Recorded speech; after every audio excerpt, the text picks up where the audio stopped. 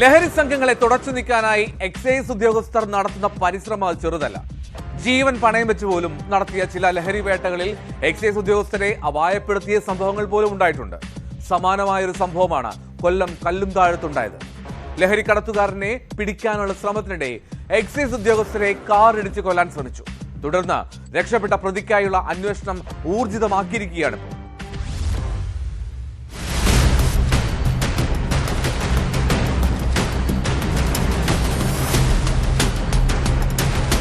കൊല്ലം excise enforcement സ്ക്വാഡിന് ലഭിച്ച രഹസ്യവിവരത്തിന്റെ അടിസ്ഥാനത്തിലായിരുന്നു കല്ലുംതാഴത്ത് പരിശോധന നടന്നത്.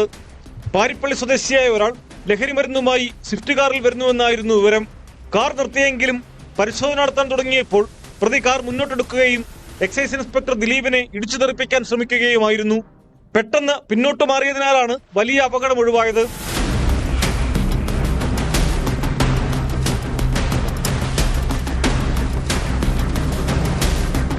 എക്സൈസ് സംഘം പിന്തുടർന്നതോടെ കൊറ്റങ്കരയിലെത്തിയപ്പോൾ കാർ ഉപേക്ഷിച്ച് പ്രതി രക്ഷപ്പെട്ടു. എക്സൈസ് കാറിൽ നടത്തിയ പരിശോധനയിൽ 4 ഗ്രാം MDMA കണ്ടെടുത്തു.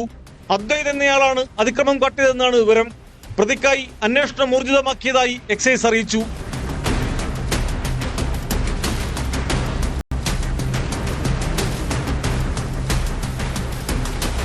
ന്യൂസ് 18 കൊട്ടാരക്കര.